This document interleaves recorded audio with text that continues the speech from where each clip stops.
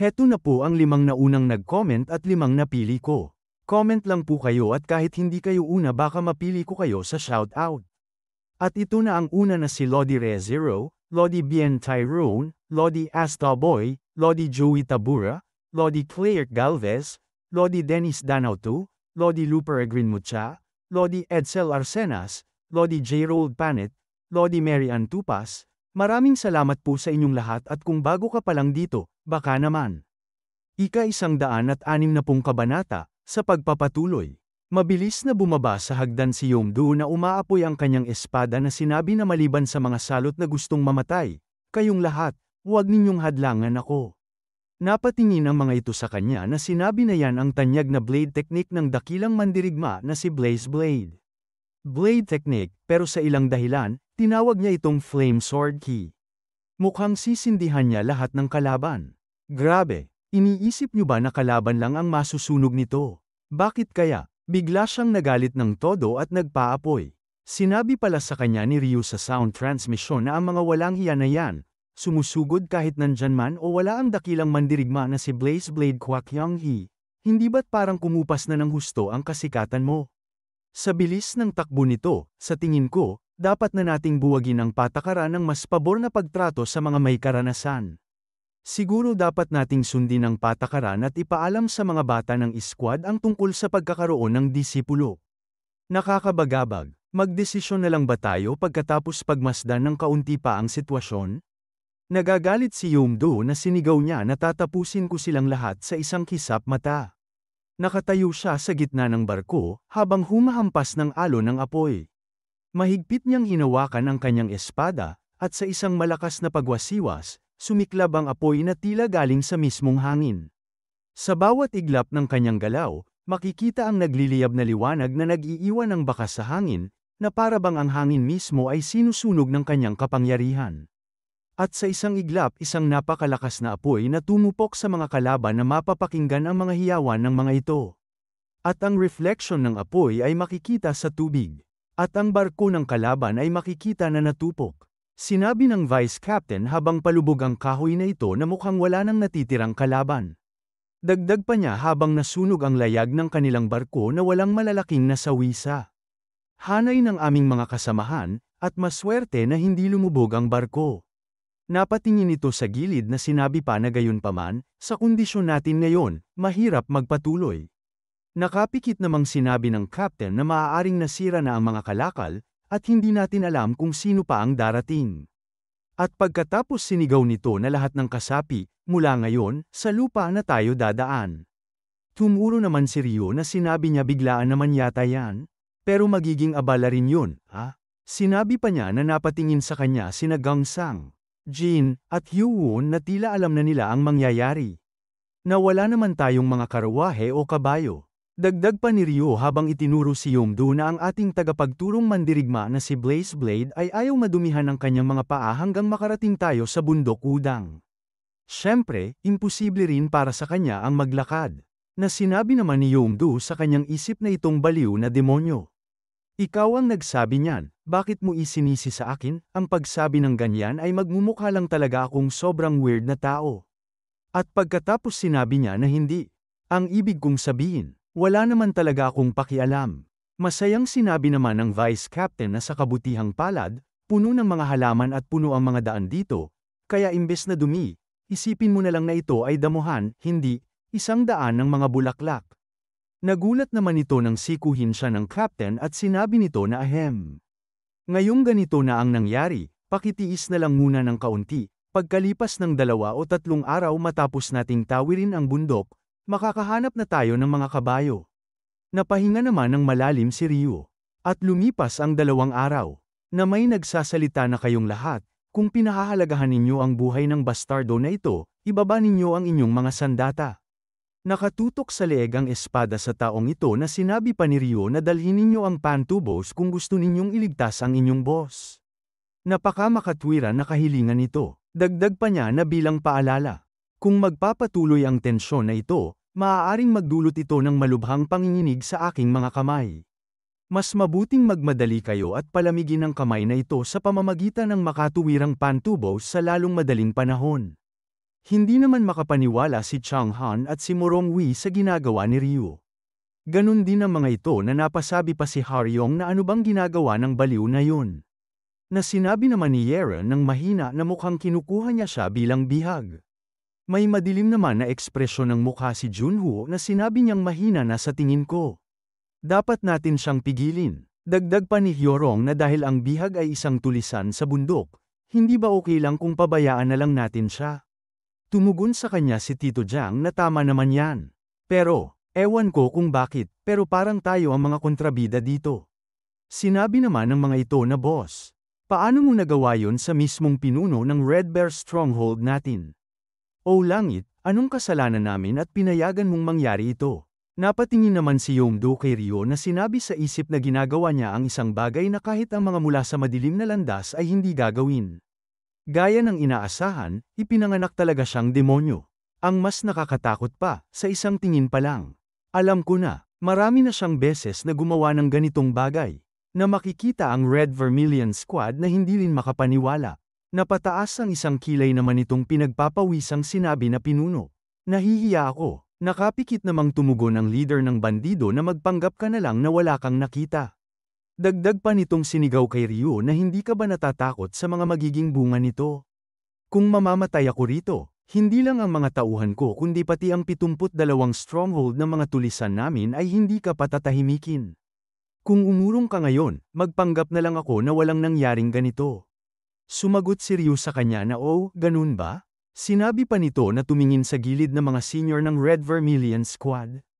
Itong Ginoo ay, nagtanong kung natatakot daw kayo sa mga magiging bunga nito, kaya ano sa tingin ninyong lahat? Sumagot si Gang Sang na haha. Walang paraan, ibig kong sabihin, imposibleng mangyari. Napahawak naman sa baba si Hyunwon na sinabi na tama yan. Kami ang tumapos sa Tiger Bone Stronghold at Dragon Bone Stronghold. Napahawi naman ang buhok sa likod ng tainga si Moonhai na sinabi niya na iniisip ninyong takutin kami ng kaunting bilang na to. Mukhang mas kaunti pa ang mga tao ninyo kaysa sa bilang ng mga salot na winasak namin dati. Namutla ang leader ng bandido na napasabi na Tiger Bone Stronghold at Dragon Bone Stronghold. Kayo ang mga nagwasak sa Tiger Bone Stronghold at Dragon Bone Stronghold mula sa 72 stronghold ng mga tulisan. Napasabi naman ng mahina ang vice captain na ngayon ko lang naisip, may nangyaring ganyan nga noon. Na sinabi pa ng captain na oo, noong panahong yun, akala ko natabunan lang ang nagawa ng aming Central Region Escort Agency at puro mga sabi-sabi lang ang pinalabas tungkol sa Red Vermilion Squad ng Heavenly Martial Academy. Pero sa nakikita ko ngayon, malinaw na. Napasigaw naman ito na napangiwi ng mukha na nalintikan na. Sila ba ang mga kasapi ng Heavenly Martial Red Vermilion Squad? Napasabi naman ng mga nasa likod na array ko. Ngayon, kailangan na ba nating tumakbo? Napasabi naman si Ryo sa mga ito na saan nyo balak tumakbo? Ryong, kaya mo bang asikasuhin yang lalaki na yan? Agad na kumilos si Hyorong na sinabi na okay. Na hindi naman makapaniwala ang dalawa na agad na sumunod ito. Sinipa niya ito. At mabilis na napunta sa likuran habang nakangiting sinabi na huli ka ngayon. Napasabi naman si Changhu na ang bilis at linis ng galaw niya. Alam kong hindi siya karaniwang mandirigma, pero mas magaling pa pala siya kaysa sa inaasahan ko. Sinabi rin sa isip ni Tito Jiang na hindi pa nga siya sumali sa Three Saints Martial Tournament kaya akala ko ayaw niyang mapansin. Pero tingnan mo naman ngayon kung gaano siya ka-excited. Hindi naman makapaniwala si Haryong na sinabi rin sa isip na teka lang. Bakit pati yung lalaking yun nagwala rin? Sabi nga nila, magkasama raw ang mga ibon ng parehong balahibo, pero hindi ba't ito ay parang dalawang magnanakaw na magkasabwat? Hawak sa leeg ni Hyorong ito na sinabi niya na Ryo yun, nahuli ko na siya ngayon, pero ano bang dapat gawin? Papatayin ba natin siya para halimbawa, o gagawin din natin siyang bihag? Na napasabi ang hawak niya sa kanyang sarili na buwisit. Bakit nahuli ako? Sinabi ni Ryo sa kanya na Siyempre, siya ay bihag. Mas marami, mas maganda. Mula sa pananaw ng mga tulisan, hindi ba mas kaunti ang pakiramdam ng pagkawala kung dalawang tao ang ipagpapalit kaysa isa lang? Sinabi pa niya sa mga itong naiinis na ngayon. Anumang karagdagang hindi pakikipagtulungan ay magpapasiklab ng panginginig ng kamay ko. Gayunpaman, magiging makatwiran ako at palalayain ko kayo kung ibibigay ninyo sa akin ang kalahati ng inyong ari-arian. Kailangan din ninyong kumita ng ikabubuhay.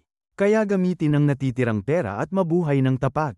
Napasabi ang mga ito sa kanilang isip na makatwiran. Ulol, tigilan mo ang pagpapanggap mo, demonyo ka. At pagkatapos sinabi ng mga ito habang kanya-kanyang may kinukuha sa kanilang loob ng damit na ano ba yan? Puta naman, dagdag pa ng isa na nagdala pa naman ako ng napakaraming pera ngayon. Sinabi rin ng isa na hindi niya siguro hihingi ng kalahati ng mga damit natin, di ba? Nakangisi si Rio na sinabi sa kanila na oho, nagbibiro ba kayo? Sino nagsabing kalahati lang ng daladala ninyo? Ang sinisingil ko. Siyempre, ito ay kalahati ng kabuuan ng inyong kayamanan. Napasabi naman sa isip si Haryong na baliw ba siya, mas masahol pa ito kaysa pagnanakaw.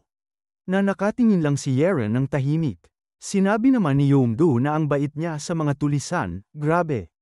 Akala ko, huhugutan pa niya ang mga balahibo sa puwet nila tapos ipapadala at ibebenta. Makikita ang mga ito na napasigaw na kalahati ng buong kayamanan namin. Makikita ang mga punong ito na may nagsasalita na squad leader. Tumugon ito habang nakatago sila sa damuhan na hindi ba natin sila dapat tulungan? Sinabi pa nito na alin bang panig ang tinutukoy mo? Ang mga opisyal na naging tulisan. O yung mga mula sa 72 stronghold ng mga tulisan. Ito pala ay ang Heavenly Martial Academy, Flying Shadow Pavilion Pursuang Soul Squad leader na si Sudogko. Tumugon ito habang makikita silang nakatago sa damuhan na ay nako. Bakit ko nga ba naisip na kailangan nating tulungan ang mga tulisan na yun? Tama nga, pero sa isang dahilan, ang pakiramdam ko ay hindi komportable na wala lang tayong ginagawa at pinapanood lang ito. Grabe, ang mga opisyal ng academy nitong mga araw na ito. Naalala pa nito na sinabi na hanggang sa tawirin ng ating target ang linya, ang pangunahing misyon natin ay pagbabantay, kaya tandaan ninyo yan, lahat. Na sinabi sa kanya ni Sword Sovereign na maaari akong mag-alala para sa batang iyon ng walang dahilan, pero ang ating puting landas ay hindi makakalikha ng isang masamang bituin. Kaya iiwan ko na lang ito sa inyo. Tumingala ito na sinabi pa sa isip na kung titingnan mo ang mga bakas sa ilog, halata na target ng madilim na landas ang kanilang buhay. Isang bitag sa mga batang opisyal. Ano kayang sitwasyon ang pinasok nila? At pagkatapos, makikita ang bahay na ito na isang tao ang nagsasalita na ang Dark Soul Hall ay tiyak na isa sa mga pinakamahusay na lugar sa Heavenly Ghost Pavilion, kaya sino ang mag-aakala na ang Dark Dragon Squad sa ilalim ng kanilang pamumuno ay malulubog sa tubig dahil sa mga batang estudyante ng Heavenly Martial Academy. Sinabi pa nito na nagtataka ako kung ang susunod na grupo naman, ang Dark Soul Group, ay magagawa ba ang kanilang trabaho ng maayos. Ito pala ay ang Heavenly Ghost Pavilion Second Advisor Wicked Shadow Head na si Chi Shan.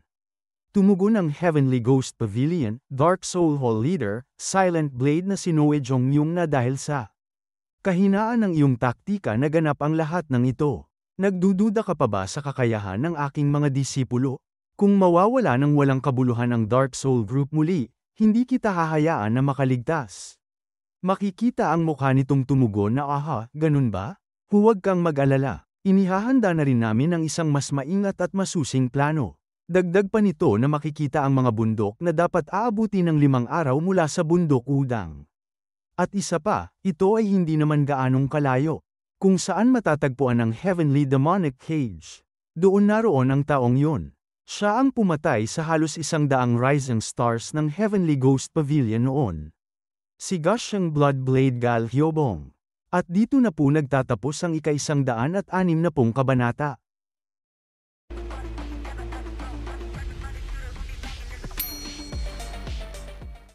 Ika-161 kabanata. Sa pagpapatuloy, napatayo ito na naiinis na sinabi na nababaliw ka na ba? Ang lalaking yun ay sobrang delikado. Ano ang gagawin natin kung magpasya siyang trader rin tayo? Napatingin ito sa gilid na sinabi na at dahil dyan, siya ang perpektong biktima ng panlilinlang. Kahit ano pa ang mangyari, ayos lang na makatakas ang baliw na yun at gawin ang gusto niya. Sinabi naman nito na nakalimutan mo ba, ang lalaking yun ay may duguling konektado sa taong yun. Napatingala ito na sinabi na anong hindi pwede. Itinaas niya ang kanyang kamay na sinabi na syempre naaalala ko. Siya ang apo ng pinuno ng madilim na landas, ang martial god demon na Heaven Destruction Blade Galjung Hyuk, at siya rin ang panganay sa dalawang anak ng kasalukuyang pinuno ng Dark Heaven Alliance. Dagdag pa niya na makikita itong nakakadena na nakahawak sa kanyang ulo na hindi ba't mas nagiging mahalaga siya dahil doon. Kung mapapatay ang taong yun ng mga disipulo ng Heavenly Martial Academy. Isang bagong bagyo ang tatama sa Jianghu, na makikita ang mukha nito na nangangalit ang ngipin na nanlilisik ang mga mata sa galit. Kumuha ng ansenso ang isang ito na naglalabas ng pulang usok, at makikita din ang isang maliit na bell. Na tahimik na naglalakad ang matandang ito sa kuweba. Tumungo ang matabang ito na tumingin sa ansenso. At pagkatapos ay lumapit sa kulungan na pinagmamasdan ang nakakulong dito. At pagkatapos ay pinakita ang larawan ni Hyorong. At pagkatapos sinabi nito na gagawin mo siyang umatake sa kanila gamit ang soul controlling technique. Dagdag pa nito na upang supulan at kontrolin ang kaluluwa ng isang baliw. Nawawala ka na ba sa katinoan? Hindi mo na isinaalang-alang ang mga kahihinatnan. Posible ba yan? Tumugon nito na bakit hindi. Madaling manipulahin ang isang baliw, at kung ang mga gumaganap ng teknik ng pagkontrol sa kaluluwa ay ang mga World Murdering Twins, wala nang dahilan para hindi ito magawa. Sinabi pa nito na, baka nandyan na ang dalawa. Napahampas ng kamao ito sa lamesa na sinabi na ang mga World Murdering Twins. Hindi ko akalaing pati ang Soul Summoning Sword at ang Sword and the Hellblade ay kikilos din. Kung ganito na ang nangyayari, ibig sabihin hindi lang ikaw ang may pakana nito. Dagdag pa niya na alam ba ng unang Young Master ang tungkol sa lahat ng ito? At pagkatapos makikita ang silid na ito. At makikita ang larawan ni Ryu at Morongwi na sinabi ng may hawak nito na ang tagapagmana ng Sword Saint. At ang rookie nagwagi sa Three Saints Martial Tournament. Dagdag pa nito na ang anak na babae ng Heavenly Orthodox Alliance, at disipulo rin ng Sword Empress. At ang nag-iisang anak ng Heavenly Martial Academy Principal at tagapagmana din ng Blade Saint. Na makikita ito na tahimik lang na pinagmamasdan ang kanilang larawan, na makikita rin si Hyorong na tahimik na pinagmamasdan niya. At pagkatapos ay tumingala ito na sinabi na kahit sino sa kanila ang mawala. Maaari kang maipit sa alitan ng pamilya. Rayong. Ito pala ay ang nakatatandang kapatid ni Hyorong na si Hyobong. At lumipat ang eksena kay Hyorong na sinabi niya na kailangan ba talaga nating gawin ito? Tumugon si Ryu habang nakahiga na bakit? Ano ang problema? Napangiwi ng bibig si Hyorong na sinabi niya na haha. Kahit nakahanga-hanga ang kaginhawaang ito. Kung isa sa alang-alang natin ang dangal, konsensya, at moralidad. Na sinabi rin ni Junho na pasensya na. Hindi ako komportabli kahit kaunti. Pwede na ba akong bumaba ngayon? Tumuro sa likod si Ryu na sinabi niya na paanong mangyayari yun. Ang taong nasa tabi mo ay mukhang komportableng-komportable ah. Bakit hindi natin sabay-sabayin ang ginhawang ito? Napatingin si Junho kay Tito Jiang na sinabi niya na Kahit na mukhang nawalan lang ng malay sandali si Jiang Hong. Dagdag pa niya habang makikita sila sa itaas ng kariton na hinahatak ng Red Vermilion Squad na hindi ko kayang sulitin ang ginhawa dito sa itaas habang ginagawa iyon ng mga senior. At pagkatapos sinabi ni Jin na Sansan, kailangan mong ilagay ng mas mabilis ang troso sa ilalim para makarolyo ito ng maayos. Umiikot ang mata nitong sinabi na ilagay mo na lang ako sa ilalim nito. Dagdag pa niya na number 3 magpalit na tayo. Na sinabi naman ni Okyon na sige. Number 3 pumasok ka na. Napahawak naman sa ulo si Moonhye na sinabi niya na nakakabaliw ito. Ibig sabihin, ako na ang susunod. Sinabi pa ni Ryo nakita mo? Dahil kulang tayo sa kabayo, ginagawa ng ating mga kagalang-galang na senior ang kanilang makakaya upang mag-ensayo ayon sa utos ni Elder Blaze Blade. Hindi ba't dapat natin silang palakpakan bilang kanilang mga junior? Dagdag pa niya na hindi ba't ganoon, Elder Blaze Blade? Tumugon ito habang kumakain ng karne na oo. Dagdag pa niya sa isip na masamang halimaw ka, ikaw ang nag-utos sa kanila. Pero dahil hindi naman ako ang nahihirapan, hindi rin ito masama. Sinabi naman ng Vice Captain na sabi pa niya na ayos lang kaming sumakay sa mga kabayong ito. Sobrang hindi ito comfortable, sana walang masamang mangyari mamaya. Dagdag pa ng Captain na ahem. Siguradong malilintikan tayo kung aabalahin pa natin siya. Hinarap na natin ang panganib dahil lang sa pinigilan natin siya dati. At naalala ito na sinabi niya kay Ryo na maaari mo bang itigil na yan at patawarin na lang sila nitong isang beses? Kung patuloy mong gagawing kalaban ang mga ito ng ganyan, natatakot akong magkakaproblema tayo mamaya. Dagdag pa ng Vice Captain na yung Master B, pakiusap, patawarin mo na lang sila nitong isang beses alang-alang sa akin at sa Central Region Escort Agency. Babayaran ko ang pabor na ito pagbalik namin. Sumagot sa kanya si Ryu na bayad? Kung ganoon, kung palalagpasin ko kayo ngayon, hindi na ba ninyo aabalahin ang Central Region Escort Agency sa hinaharap, di ba? Natumugon ang leader ng bandido na syempre, sumusumpa ako sa pangalan ko. Napangiwi ng bibig si Ryo na tumingin sa gilid na sinabi na kung ganoon, wala na akong ibang pagpipilian. Kundi kunin na lang ang mayroon kayo ngayon bilang bayad sa leksyon. Kung may reklamo ang sinuman, sabihin na ngayon. Natumugon ang leader ng bandido na hindi. Wala kaming kahit ano. At matapos niyang kunin ang bayad namin bilang kabayaran, sino ang aakalaing kakulangan kami ng pera para sa kabayo? Ang ibig kong sabihin, kung kulang ang kabayo, ang ginawa niya ay inuutusan niya silang hilahin ang mga kargamento. Na sinabing muli ng Vice Captain na kaya bakit niya ginagawa yon. Tumugon ang Captain na malapit na tayong marating ang destinasyon. Kaya tiisin na lang natin ng kaunti pa. Muli na namang sinabi ni Ryo na mga senior ng Red Vermilion Squad, kamusta kayo dyan sa ibaba? Bababa ba kami? Tumugon ang mga ito habang makikita si Chang-hoon na hindi. Manatili lang kayo roon. Ang pagsasanay ay kasiyahan namin. Oo, minsan nag-e-enjoy kami sa paghila ng mabibigat na bagay. Na napasabi pa si Chang-hoon na masaya akong sumama sa field trip na ito. Akala ko hindi ko makikita ang ganitong bihirang tanawin. At bakit hindi ka sumama sa mga kaibigan mo roon sa itaas? Tumugon sa kanya si Morong Wee na hindi ko kilala ang mga taong yon. Sinabi naman ni Haryong na mula sa pagnanakaw sa mga tulisan sa liwanag ng araw. Hanggang sa paggawa ng lahat ng kakaibang bagay buong araw at gabi. Ano ba ang nangyayari sa loob ng baliw na utak na yon? Sinabi naman ni Yeren na gusto ko rin malaman, pero walang paraan para gawin yon. Napatingin si Haryong sa kanya at sinabi na tulad ng inaasahan. Hindi mo rin ba alam? Sinabi pa niya sa isip na gusto niyang malaman ang tungkol kay Biryu yun. Ang Ice White Phoenix, na kilala sa pag-iwas sa lahat ng lalaki maliban sa kanyang ama bilang nag-iisang eksepsyon. Napatingin din si Yeren sa kanya, na sinabi pa nito na sa anumang paraan, siya ay isang masamang tao. At kakaiba pa rin, mukhang malapit na tayong marating ang destinasyon ng escort na ito. Nababasa ni Yeren ang kanyang naiisip na sinabi nito na huwag kang ganyan. Para sa isang magandang babae tulad mo, bakit ka naiintriga sa walang kwentang halimaw na tulad niya? Hindi ba maraming normal at matuwid na lalaki sa buong Jianghu? Napatingin naman si Yeren sa gilid ng may magsalita na sa tingin ko, nakarating na tayo. Dagdag pa na itapon ng mga troso. Sinabi naman ni Hyorong na Jiang Hang, nandito na tayo. Napahinga naman si Ryo na sinabi niya na sabi nila nawawalan ka ng tulog habang tumatanda ka. Kaya paano nakatulog ang mister na yun sa kalagitnaan ng araw ng ganito? Sumagot si Tito Jiang na inaantok pa na dahil 25 pa lang ako.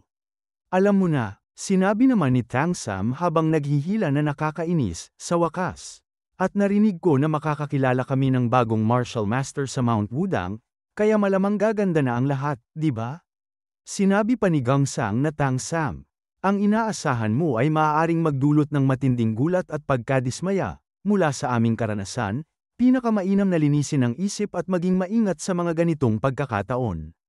Dagdag pa ni Hyun-won na tama si Gangsang, lalo na kapag kasama mo ang unang nakatatandang kapatid, dahil hindi mo alam kung ano ang mangyayari. Makikita ang bundok na matarik na ito na 4 na araw na ang lumipas.